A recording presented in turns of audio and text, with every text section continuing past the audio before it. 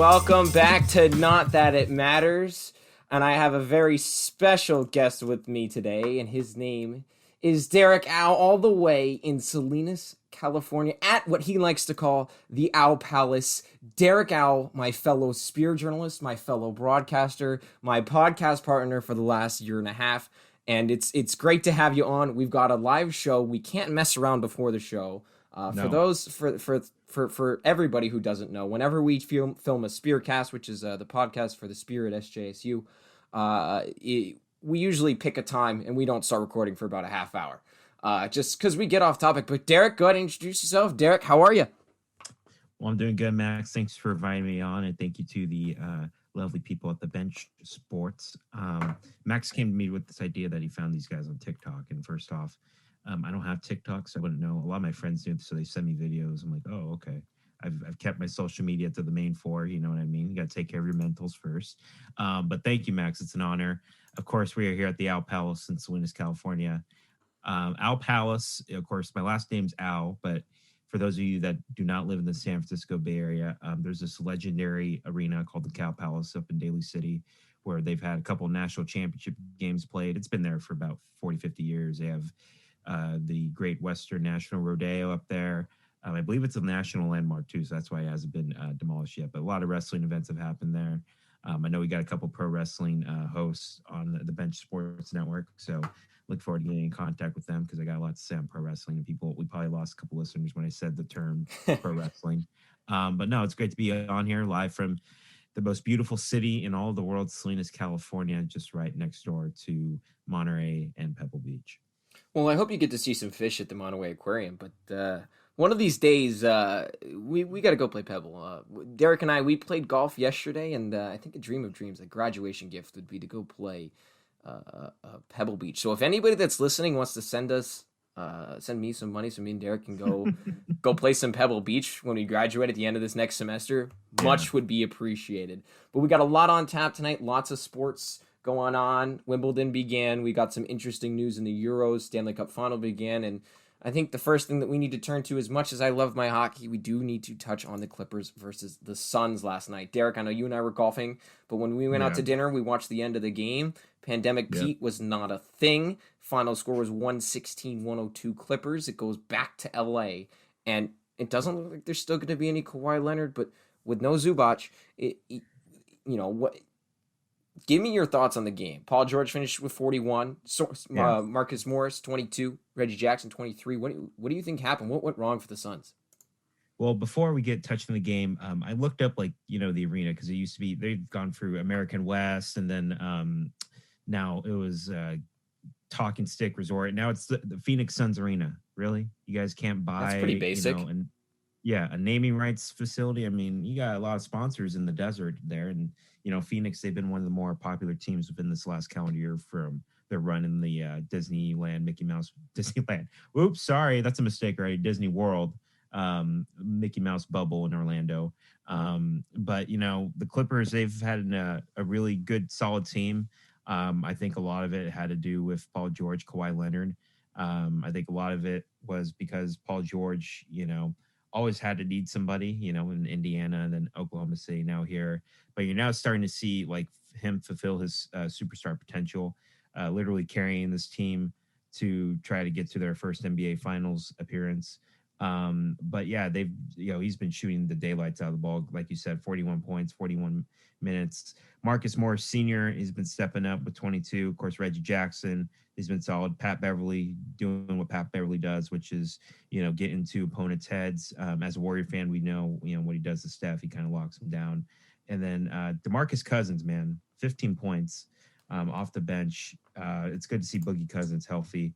And obviously there's always been the big question around Chris Paul.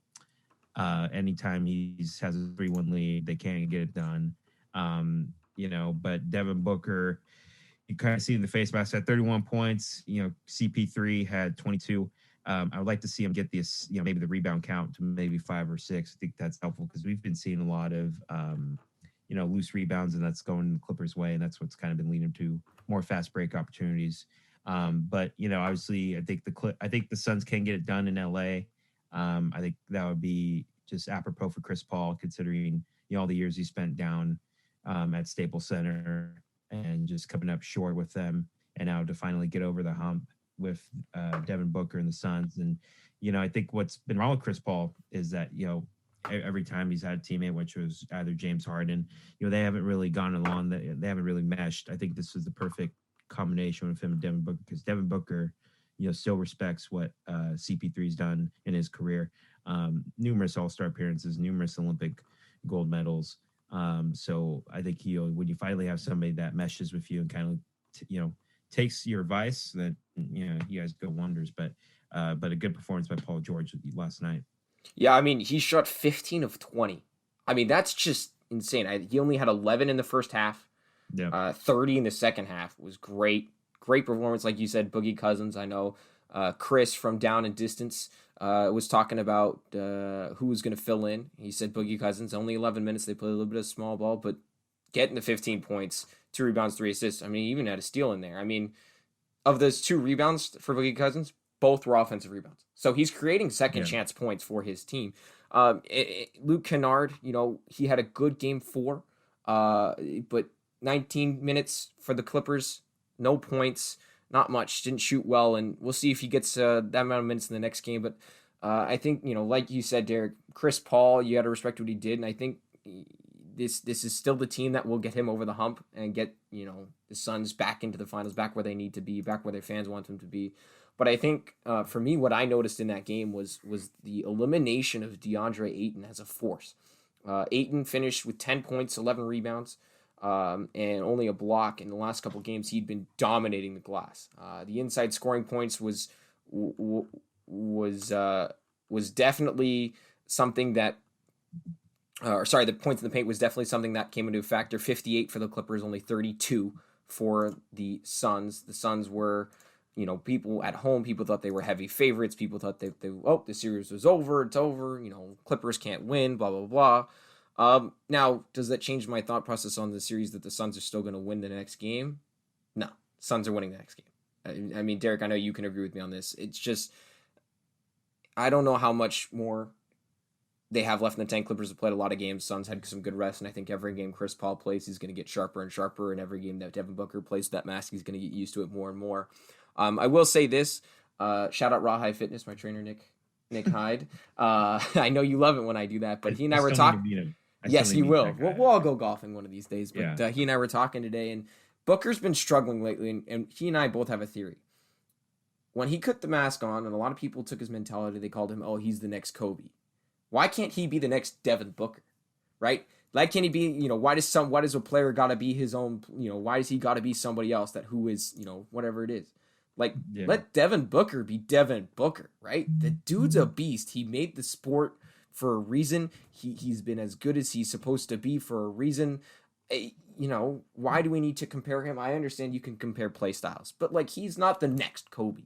He's, nobody's going to be the next Kobe. Only Kobe is going to be the next Kobe. Rest in peace. Yeah. But I don't know, Derek, could you agree with me on that? Does that sound like a theory? I mean, Booker last game went 9 of 22, 4 of 6 from 3, had 31 points, but shooting 9 of 22, that's, he wasn't making the shots he needed to make. Yeah. Well, you got to remember too, it took Kobe 3 to 4 years to get adjusted to the league. And obviously when you bring the big diesel, Mr. Shaquille O'Neal, into the picture like Jerry West did, then they went on the dynasty got reignited. The Laker dynasty got reignited. This is only Devin Booker's third, fourth season in the association. So and this is his first, kind of technically his first postseason, although they played in the bubble and they went undefeated. Unfortunately, Portland took that final playoff spot last year. But I think with Devin, he's one of those guys that he loves playing in the postseason. And he loves, that pressure on him. And his 3-ball range has improved. Him shooting the jumper has improved. Maybe I would like to see him get more lockdown defense like Kobe was, but of course that's going to come with, more experience, more maturity, and also just playing in these big playoff games. So, I mean, I hate comparing eras because it's Michael versus Kobe or Michael versus LeBron, but they're two different eras. Michael's era had a lot more physicality involved, had a lot more hard fouls involved. LeBron's era is just more drive and dish, and the three ball became a thing. Um, so yeah, I think it's kind of it's kind of wrong to compare him to the Mamba. God rest his soul, but I think with Devin, if he can just stick to his skill set. Don't worry about trying to become a complete player like the Mamba. He will become a complete player. Like I said, and I know Devin's going to play in the Olympic team, and I think a lot more of the world will get to know who he is, because nobody expected the Suns to be all the way this far, to be in the Western Conference Finals, be one win away from getting back to the finals since Charles Barkley was there since the 90s. So I think Devin's going to be one of the best players, in the league for years to come. But like I said, more postseason experience he's going to get, and he's the sky's the limit for him. Yeah, I mean, definitely. I think experience is key. Got a good coaching staff, good experience around them. I think the whole team is young, right? You and I were talking about Cam Johnson last night. 23 minutes for him off the bench from the Suns, 14 minutes. He's a good rookie. Came out of North Carolina. Campaign only 13 minutes. He wasn't too much of a factor. I think they do need to find a little bit more off the bench.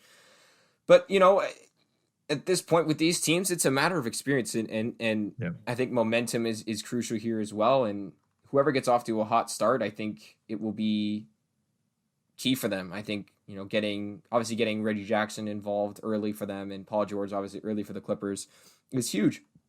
And Mm-hmm. I'll stick to my guns here. DeAndre needs to be more involved.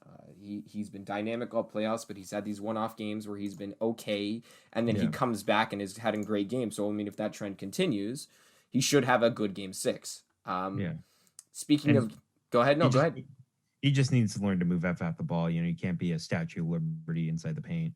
And like I said, DeAndre is only 22 years old. So I think, like I said, the more experience you're going to get and the more film you watch, because basketballs now you're starting to see more tablets, on the benches.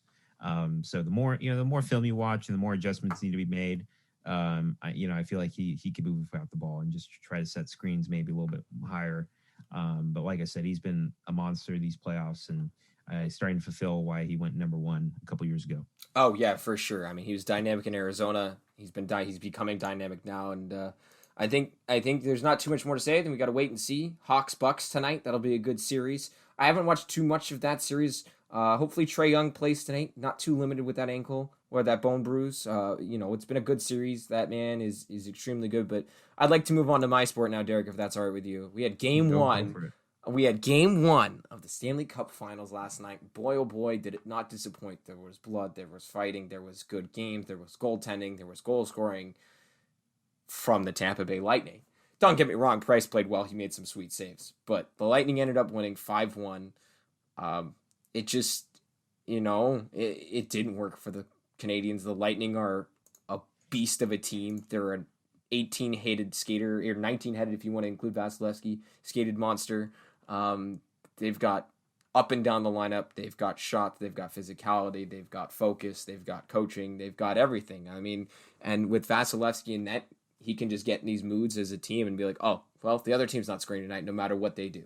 And although Ben Sherratt was able to get one at the end of the second, we've been saying this all playoffs with Montreal. I mean, I don't know how they're going to beat Tampa. I mean, they beat Toronto. They easily beat Winnipeg.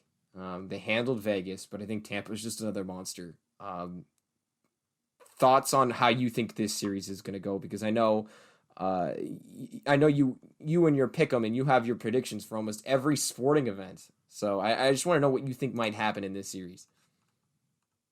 Well, the Canadians, man, they've been saying they're the underdog, even though they've won 24 Stanley Cups, or like the Yankees of hockey. Going back to the early 1950s and 60s, of course, the Richard brothers, John Believue. With Montreal, though, I mean, they just snuck into the playoffs, right? Of course, Vancouver, they had their COVID issues, and then they beat a heavily favored Toronto team, and I always thought the Maple Leafs were going to go all the way, and then the Canadians just, they have that chip on their shoulder. And then, of course, going through Winnipeg, and I think that Mark Scheifele hit, that changed everything. Basically, just lit a fire under their rear ends. Oh, And for sure. then yeah, then obviously the Golden Knights series, a lot of emotions there because Max Pacioretty, who spent, I believe what, close to a decade with the Canadians, Yeah, I think it was going 10 back. seasons. And it was just a unique semifinal because usually it's East versus East Conference Finals, but Vegas came up north of the border and they decided to beat them, at the Bell Center, and just to see a Canadian team, in the final, I think it's really awesome to see that because I feel like the sport just the final gets elevated easily. Um, do I think they can beat Tampa? I feel like I have to roll with the underdog, but it's going to be in 7. I mean, they're not going to, beat them in 5 or beat them in 6. They've been playing out of their minds. Carey Price, he found the fountain of youth, and he's been playing some of his best hockey. I know he's been battling some injury issues over the past couple seasons, but the Lightning, man, they've been like a 19-headed monster that woke up since they got bounced by Columbus in the first round. And I'm a Sharks fan, so usually I haven't really watched a lot of the playoffs just because my teammate in it. But every time I see the Lightning, they're like always leading 2-0. So a lot of it, of course, with Steven Stamkos, Victor Hedman, Braden Point, and then Andre Vasilevsky, one of the best goaltenders. And I've enjoyed watching him just kind of carry that team basically defensively. But I'm gonna love seeing that energy, of course, not only game 2, but also game 3 when they go back to Montreal, just to see the Stanley Cup Finals return to kind of where one of the birthplaces of hockey, basically North America. So it should be an exciting series. I think Montreal making the adjustments. Of course, I wouldn't say game 2 is going to be a must-win game, but of course the goal is to split it. And where's that GM with that red suit, man? He's been, I didn't know who he was when I watched that OT game. I was like, is that the owner? And like, no, he's a GM. I guess they've been undefeated. So apparently he was wearing flip flops in Tampa at a Maui. Yeah, no. So that Mark Bergevin, I mean, his job before last year was under fire. If you remember in the bubble that they made the miraculous run, they would get into the playoffs, they snuck in. This is 2 deep runs for them. I guess this is deeper than last year. I mean, they made the first round and semifinals last year. This year, I mean, obviously they're in the Stanley Cup final. Carey Price just turned playoff mode. It's insane to see. It's an injection of youth. And if you remember, their coach is still out with COVID. Yep. So I mean, they've got some inspiration. I just think Tampa Bay is going to be too much. And yeah, you can make the excuse over the cap. Look, they haven't broken any rules. I've said that multiple times. Y'all know that. But it's going to be interesting. I mean, Price can steal a game or two. You never know. I mean, he's stolen a few games for sure in every series, at least 2 or 3 in every series this year. Yeah. It'll be great, and I will say thank you to my buddy Tyler Weil out in Ohio at his internship right now. He did see this on Twitter while I was sleeping because it was he's the East Coast time, we're out here in the West. That the Montreal Canadiens have asked the Canadian government for 50% capacity at the Bell Center. Now they haven't heard anything back yet. The last few games they've had 3,500 fans at the Bell Center, which has been great. Yeah. But if you've seen any of the pictures outside, I mean it's 150,000 outside. It's huge. Yeah. I mean, it's a giant outdoor event for people watching. There's 3,500. So if they get more people in the building, especially, in the finals, if they can steal game 2 for some reason, more power to them, more motivation. It's going to be a great, great series. And moving away now from the actual gameplay, I will say this. The NHL discussed or released 2 dates coming up in the offseason. It's for the expansion draft and the NHL draft, and those dates are going to be mid to late July. But the one thing I want to say about this is it felt weird to see this. It said Sportsnet Canada and ESPN2. Derek, the NHL's going back to ESPN. They're moving away from NBC, so they're going to get a little bit more high-end advertisement. Because, I mean, look, do you see hockey advertisements for the final other than me? No, I mean on NBC. And by the way, to the Prime Minister up in the great country Canada, Trudeau. Let's put the Buffalo Blue Jays back in Toronto, man. I haven't seen. I know they start in Florida, but I mean, come on, you got to put them back in Toronto, dude. You're playing in a little pitch putt AAA ballpark in Buffalo, and I know my boy Max is a big Yankee fan, so Aaron Judge can hit the freaking highway and the lake over there. Niagara Falls over there, but come on, man, put them back in Toronto. That's where they belong. And plus, they're a good team. They're in playoff contention too. But going back to the NHL, it's great to see ESPN get some of the rub off of it. Grew up watching Gary Thorne calling the finals, and then they went to NBC, I think, shortly after the lockout season. It's really cool. I don't really see a lot of advertisement for hockey, for the big Stanley Cup Finals, like you would do in NBA or whatever, on NBC. Maybe just because they stink at it. Yeah, they stink at it, obviously, but ESPN has, they have a conglomerate of programming with baseball, with football, with basketball, and then obviously you got the Euros right now going on, soccer, and then UFC, which is a cash cow too, and then Top Rank Boxing. So to add that to your portfolio, it's really cool, and I'm excited to see. I know John Buccigross has been waiting basically his entire career at ESPN to do hockey, so I know that's going to be fun for him and Linda Cohn as well. But for NBC mainly, I just see it like watching the U.S. Open, the golf tournament, or just like, hey, the Stanley Cup Finals here. I'm like, okay, there's no cool, commercial or anything. I think that's where the NHL's been kind of missing, is just that marketing, that extra guy. Because if I tell a person, hey, who's Nathan MacKinnon, nobody's gonna know. Nobody's gonna know besides you, maybe a couple of our buddies in San Jose. Who's Connor McDavid? Nobody's gonna know. Of course, Wayne Gretzky. Everybody knows who Wayne Gretzky is. Come on. But it's like the best players in the world, and you kind of don't know who you are. So I think the NHL just needs to step up the marketing game, and then when you have ESPN, then also Turner Sports as well, getting in on hockey, which that should be interesting. Never thought they would do any other fall sport besides basketball. So it should be interesting, and we'll see about the Seattle Kraken. Maybe they can take one of our bad contracts out of the way. I highly doubt it, though. And just don't, for Gary Bettman, please do not give him a playoff team, okay? Because you did that to Vegas, and I hate him so much. So, love you. You love Gary Bettman. That's a first. Yeah. And when we're going to get an outdoor game, brother, you go to Nashville, you go here. We have Oracle Park in San Francisco on the waterfront. That's like prime time right there, 5 p.m., on New Year's Day. Or come on, man. They're missing out here. But, like I said, the Sharks have to be good. And they haven't been good for the past, I guess, year and a half, 2 years. So we're entering a rebuilding phase, and I hate that word so much. It's time. But it's great to see Seattle get a team playing at Climate Pledge Arena. By the way, it's an Amazon initiative, so they want more money for Amazon Prime. Hopefully, have an Amazon locker for people that live near the arena. So yeah. It's exciting to see ESPN get on the rub, and hopefully the marketing improves because I think NHL players are to be recognized.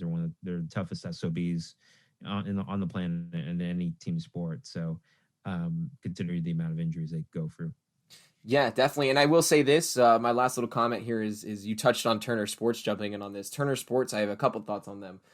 They also have HBO Max. So the old, road to the finals that we always see on YouTube, we don't have the swearing. We don't get the true inside scoop. That's not seen anymore. That should come back if they want to do that. It's expected to. And then the other thing with Turner Sports is, they're bringing a lot of good guys. Their main broadcast team right now, if you watch the Stanley Cup Finals, is Kenny Albert, who's radio host, radio broadcast play-by-play for the New York Rangers. He will be going to Turner Sports as their main broadcast guy. Eddie Olczyk, Chicago Blackhawks color commentator, he will be going to Turner Sports, as well as Brian Boucher. That trio is commentating the Stanley Cup Finals as a group, and they've been doing it the entire playoffs. So you're almost getting yourselves a little bit of a preview of how things are going to sound, maybe not look, but sound when games are on TNT. And then with with ESPN, it's ABC, right? They're going to put Simpson. They get 4 Stanley Cup Finals. Turner gets the other 3. We're going to get a ton more shows. Like you said, there's no true. There's a face of hockey. It's Connor McDavid, but nobody knows who he is. With the caveat and the amount of consumers that ESPN has, it will be able to shove that info in the people's faces.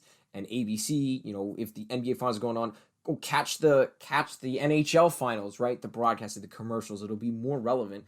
Because you don't hear about the NHL playoffs unless you're a hockey fan or see it on Twitter. It's not relevant. And NBC has done a horrible job in promoting their sport. And yes, it's grown and it's helped it grow. But this, not only from a money front, NBC was paying for the entirety of the NHL package in America for $200 million. Yeah. The NHL is going to get $400 million for 3/4 of it from ESPN, and another $200 million on top of that from Turner. So they're Yeah. adding $400 million in revenue to their stream. So after this next season, when the flat salary cap goes away, it should jump up significantly, allowing players to be making more money and allowing for the teams to do more experimental things and grow their rosters. And with more money, you're able to grow the game more. These were both 7-year deals for TV deals. So the next 3 years after next year, I think are going to be huge in terms of broadcasting. It's going to be, it's an exciting time as somebody who's a big hockey fan. I want to see this sport grow even further. I want to see this grow to the level of the NBA. I don't think it will, but I mean, worldwide, people know about ESPN. And if there's ever an international sport that rivals soccer, it's hockey. Maybe not to the extent, but I mean, Henrik Lundqvist, Swedish. The goalie for the Canadians is Canadian. The goalie for the Lightning is Russian. The top scorer is Russian. I mean, most of these guys are not from America. I mean, I'd say it's about 50%, 40%, but the more exposure from ESPN, whether that's around the world or in America itself, is just going to be nothing but beneficial to the league in terms of exposure and from a money front. So I don't know. I don't know how much more we can touch on that, Derek. I mean, I'm excited to see the 24/7 that show stuff again. But I know the NHL. I think one of the first questions was asked, well, they're going to utilize HBO Max. They said not really the first year. Because I know who Nikita Kucherov is now, but when the All-Star game came here to San Jose, I'm like, okay, who's this guy? And obviously, he leads the NHL in one of the top 3 goal scorers within the past 3-4 years. Of course, got him that Stanley Cup in the Edmonton bubble. But also, I think Turner has a lot of crossover appeal, just because All Elite Wrestling, which is the second biggest professional wrestling promotion behind WWE in America, they got a lot of hockey fans. Kenny Omega, the world champion, big time hockey fan. Chris Jericho, big time hockey fan. So they can do a lot of cross promotion, I think, with that. And also Wayne Gretzky is going to be in the studio, which I think that's going to be interesting to see the Great One be a TV analyst. But Turner has a lot of appeal. I do miss the 24/7 shows ever since HBO got out of boxing, basically, and I watch it on DAZN. It's kind of not the same. It's not the same, not nearly the same. Yeah. So, but I'm excited to see just something new, and I'll give credit to NBC. They helped grow the game, I think, and also getting the Winter Classic out, which is one of the most underrated events on the sports calendar. I think it just gets lost with the Rose Bowl and all the college bowl games on New Year's Day. So it should be interesting. I'm excited to see kind of just the presentation of the broadcast. How's it going to be different? I know ESPN has a plethora of experts and broadcasters already. I know Turner, they've announced some. I know Kenny Albert's going to go. And shout out to his dad Marv, who's retiring after the Eastern Conference Finals. That man is a legend. But it should be interesting to see what's going to go down with Turner.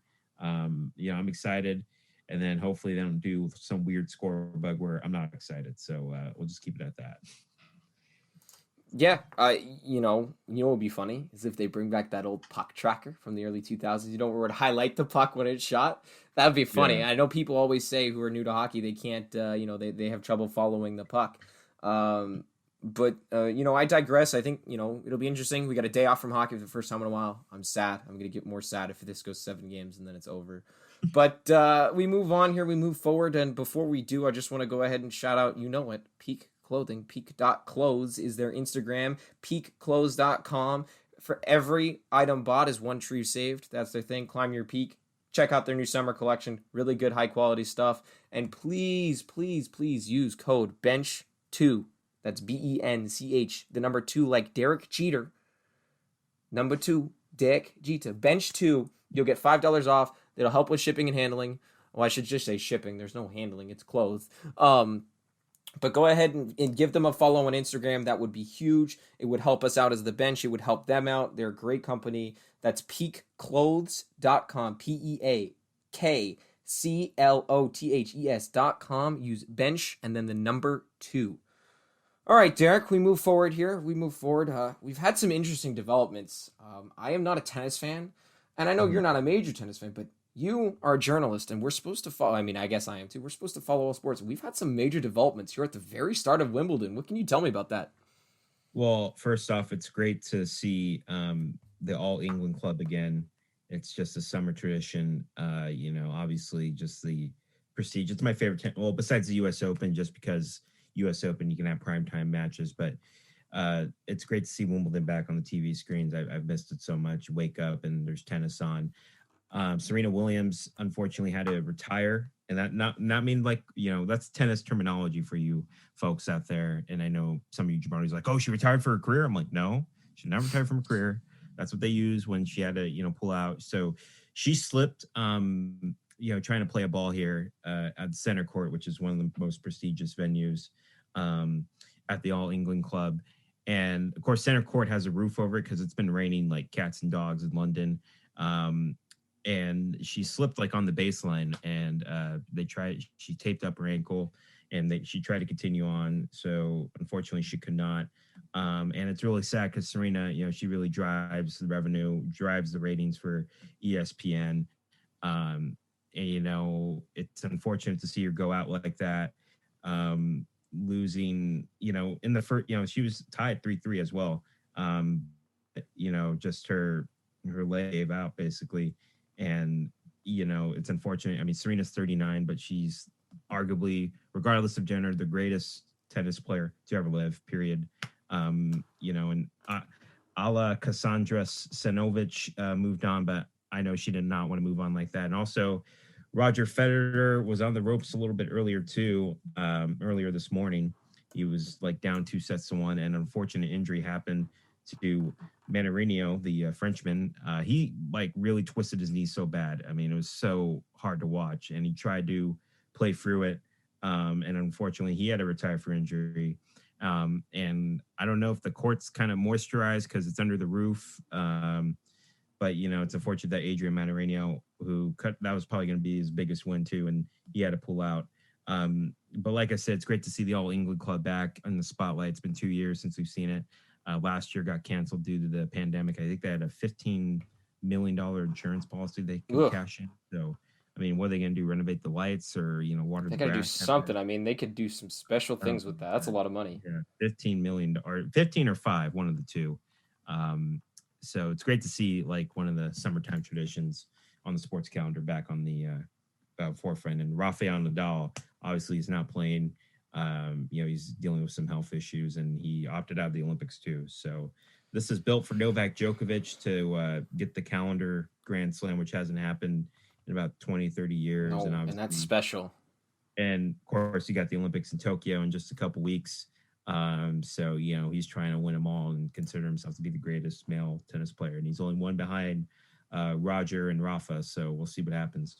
Yeah, definitely. And I think another 2-year tradition, summertime, we can talk about England. I mean, it's in Wimbledon, is the Euros. They played today against Germany, and they exercised some demons in a 2-0 win. I mean, it was a great game. England's defense shut them down really nicely. If you remember, Germany has been a thorn in the side of England. On the broadcast today, England had not beaten Germany in Wembley Stadium in England, which is England's, as a nation's, home stadium since 1972. It was a great win. Raheem Sterling finished a great passing play in the 75th minute. Harry Kane headed it one home in the bottom corner in the 86th, and that wrote the game off. England did a really good job adjusting to Germany's strategies. I talked about this with Nathan on Friday. I did say this. I mean, they'll play the winner of Sweden and Ukraine, who are playing right now. With how their bracket is set up on their side, it is their side of the bracket to lose. I mean, Germany was the team to beat. It was the other top team to beat in this side of the bracket. If England doesn't go through to the final, I don't believe that this Euro would be considered a success. I mean, they have yet to concede a goal. They've had 1-0, tie 0-0, and 1-0 wins, and now 2-0 wins. It's, they don't have to, I mean, they play the winner of Sweden, Ukraine. They don't have to play any other top team. And then we also look at the group of death that was Hungary, France, Germany, and Portugal.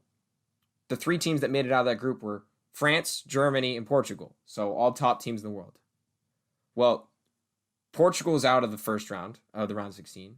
France lost in horrible fashion yesterday and have not been right this entire tournament. And now Germany's out. So the quote-unquote group of death is now completely out of the tournament. Now they still have to deal with Italy, who did not look great in their first game, but they were able to get a win. Uh, the Netherlands are out. Like this right now, like all they've got to worry about is Italy, in my opinion, and that won't happen to the finals. Now, don't get me wrong; they can't overlook the games that they need to play when they move forward in the bracket, if they do.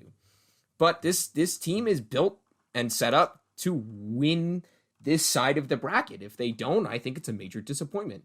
Bukayo Saka, my Arsenal man, come on, you Gunners, played great again today. Declan Rice, man of the match. Pickford, some key saves, and it was good to see just a defensive shutdown. I mean, I don't know if you watched the game, Derek, but it was a defensive masterclass. I mean, if you could ever put on a team just shutting down, I mean, they made one mistake and it was because a guy slipped.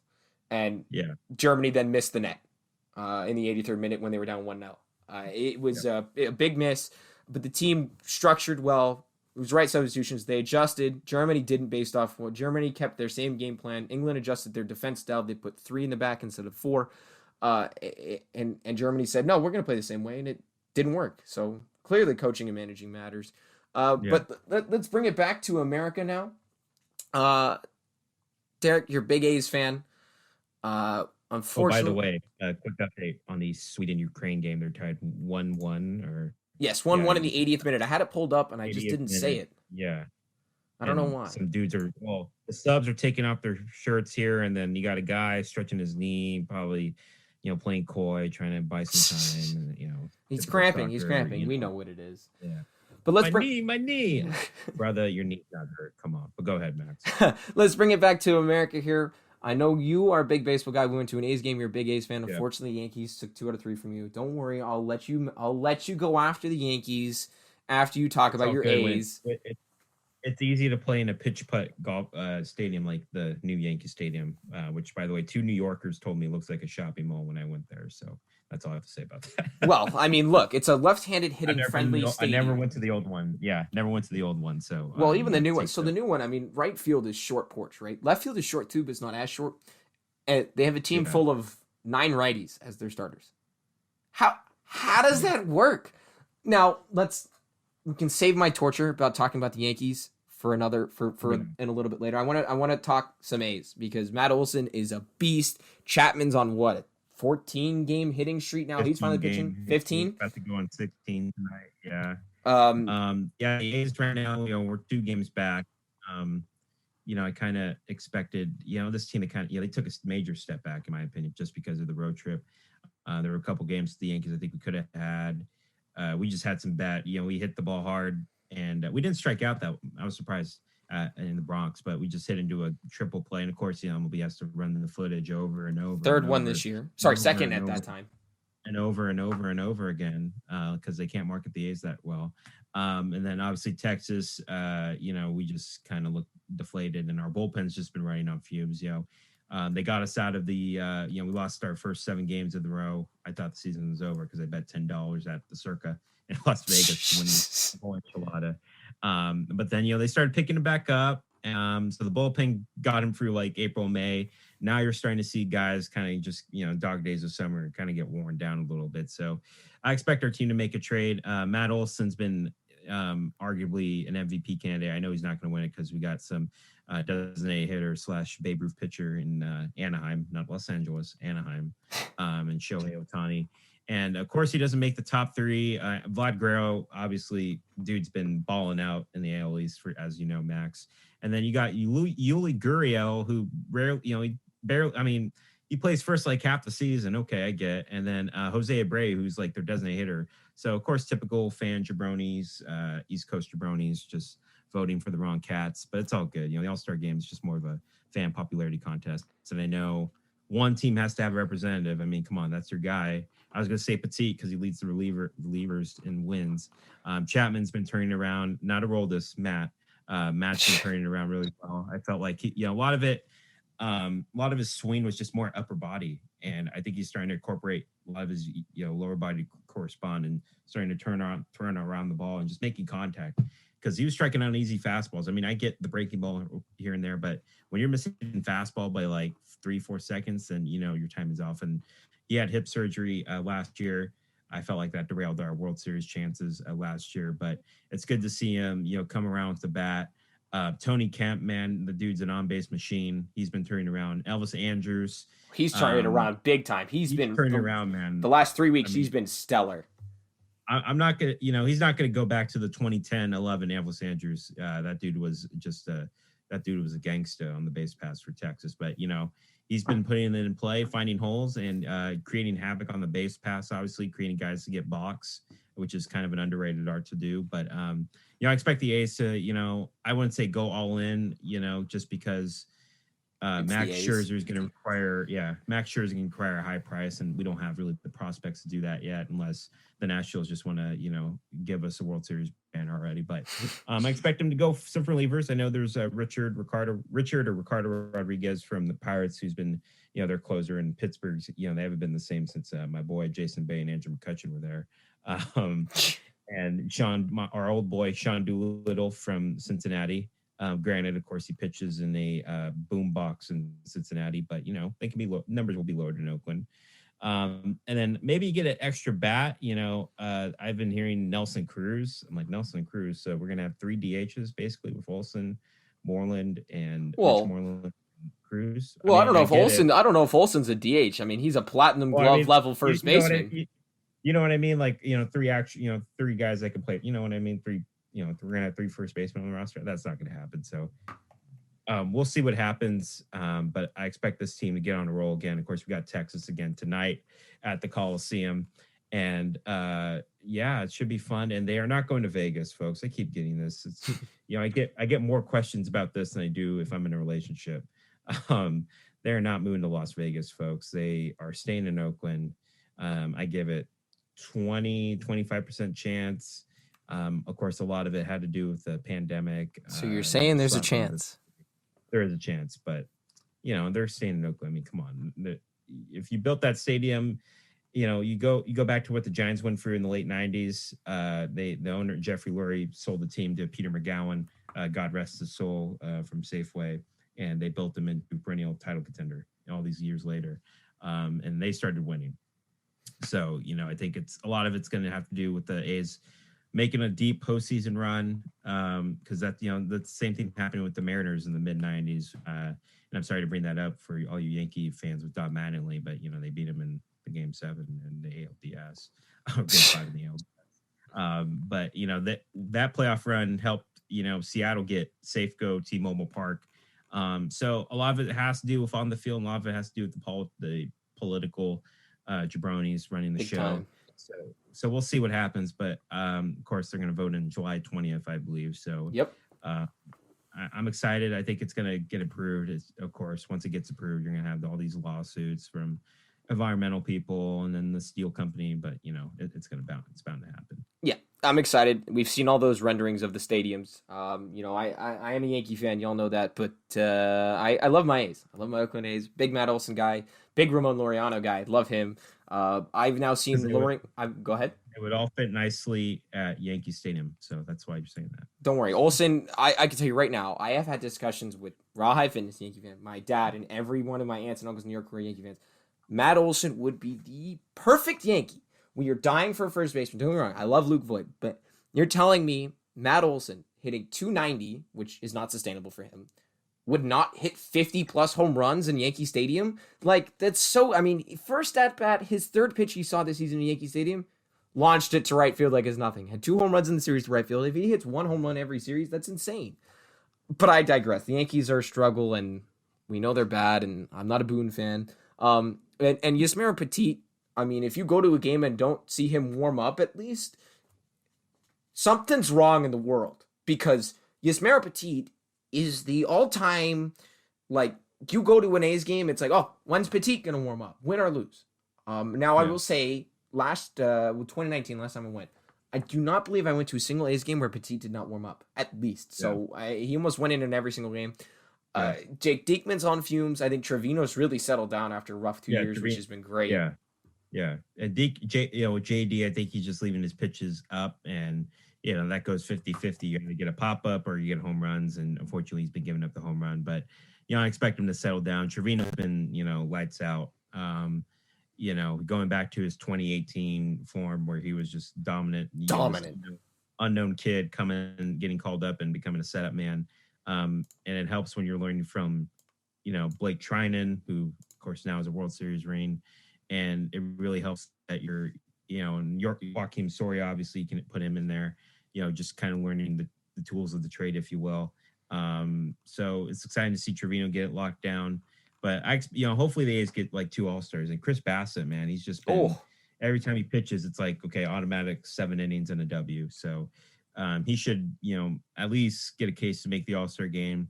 But we should have at least 2 guys. I mean, that's all I'm asking for now. 2 to 3. I think my 3 All-Stars for the A's are Olson, Bassett, and Trevino.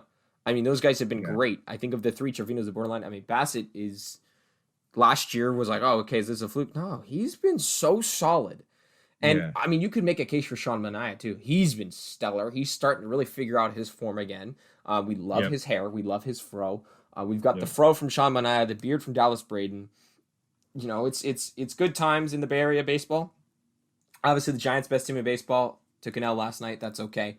But before we move forward here, I need to get your opinion on a fishy situation, or I should say a sticky situation, because we have seen Cole now lose in a horrible fashion and not look as good. Granted, his spin rates are only, they're not that far off, but he's clearly not as effective. He's not able to place the ball where he wants to. And we've seen drops around the league. I mean, there was a first 10-game suspension handed out today. And give me your thoughts on the sticky situation. Here, I can stand up and you can check. Do I have any sticky situation? Pull a Sergio Romo. Take off your pants. Come on. Oh, wait. Sorry. You guys can't see us. That's only for me. Chill. We don't need to show that video. I think it's probably one of the worst rules I've ever heard, especially during the season. I mean, I get like before you can work it out in spring training, but obviously it took like a situation on the south side of Chicago. I think it was Cardinals and White Sox. And Joe West, HOF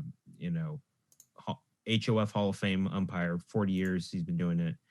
Took a pitcher's hat, I believe, or something like that, and that's what kickstarted all the spin rate and the pitchers can't have anything. It just looks so dorky and tacky. I mean, it's kind of like going through TSA. Every time they're off the mound, I'm like, dude, you just check before the game. I mean, my favorite was when they checked the knuckleballer the other day. Yeah. Like. The whole thing is spin rates, and you're checking a guy who doesn't spin the ball. Yeah. And Romo taking off his pants, that's funny because he only throws like 80, maybe even touching 90 barely. That's it. I mean, I think it's one of the more stupid rules in baseball. Rod Manfred is, he's had some good, he's trying to make the game a little better, but as an old school baseball fan, you don't touch that, dude. I mean, I get the extra inning rule in the regular season because that's kind of like the NHL with the shootout. Great, keep doing that during the regular season. Don't touch in the postseason though. I mean, come on. It's just I don't know this guy, this Rob Manfred cat man. He can't suspend the Astro cheating scandal, but he can make sure this ball it's not sticky so I can mess it up. Come on, dude. Like really. Carlos Rodon, taking a page out of Carlos Rodon's book, his quote was, you can't suspend, the Astros cheat in one World Series and you don't suspend them, but if I use a sticky substance so I don't hit somebody in the face, I get 10 games. Granted, it's with pay, but these guys want to play the game that they love, hence why they're in the MLB. And the batters can use the molasses of pine tar, but the pitchers can only use the rosin bag.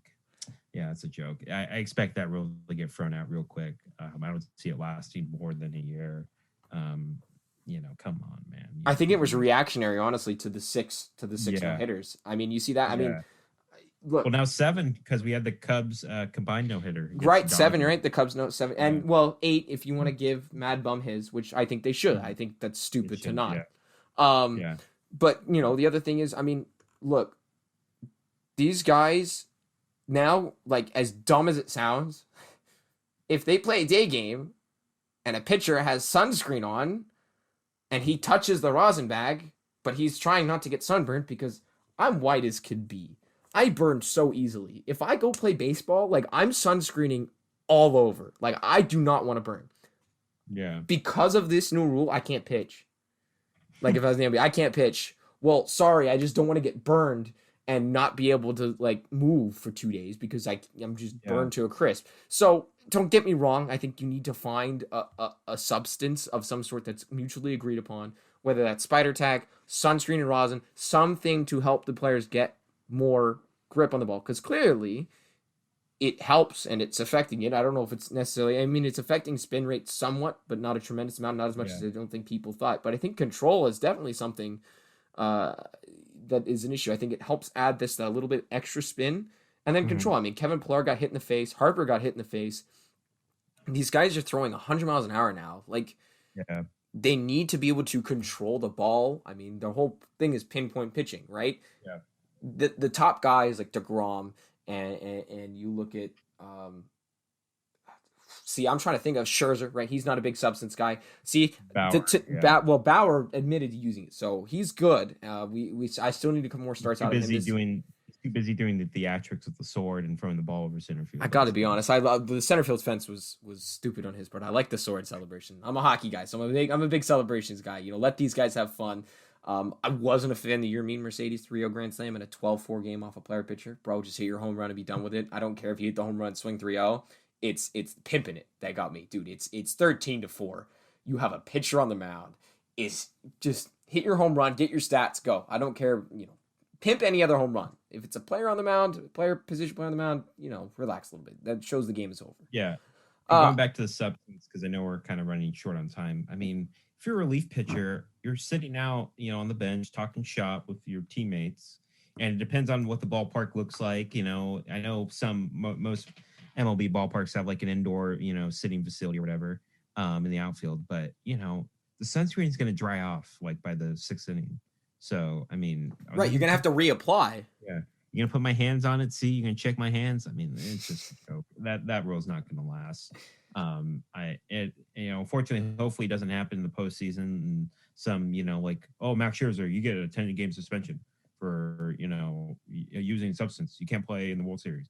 Come on, bro. Just like relax. It is what it is. Out. You need to just keep paying. You just need to keep lowering the ticket prices for us jabronis to go to the games. Okay, Rob? Thanks. Love you. There's a lot of good ballpark food too. I think that can be displayed around the MLB. I know the A's just added something. The A's, my buddy Tyler, he's telling me they have this alcoholic popsicle or snow cone thing. He sent me the article and I'd have to dig to get it. I can have it for Wednesday for you guys, but it's something. Yeah. It was the signature food at every ballpark, and some of them I like at the A's. I didn't know that existed. It was added this year. I didn't know it existed.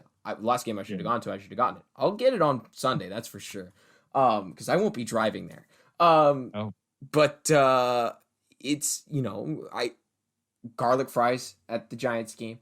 I will say the chicken tenders and fries, soda cup, bowl, all in one thing is got to be signature for Yankee Stadium. I know it may not be the signature.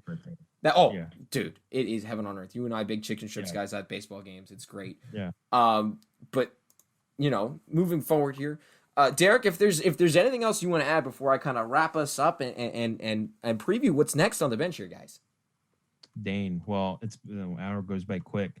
Just want to say thank you to my brother Max for inviting me to contribute to the Bench Sports, the new exciting young talent from Long Island, and my condolences go out to the Islander fans out there. I know you really wanted a Stanley Cup final at Nassau Coliseum, but hey, you're getting a new arena. I mean, it takes you guys to get a new arena. Like, you know, just write a check. Okay, here you go. Start building.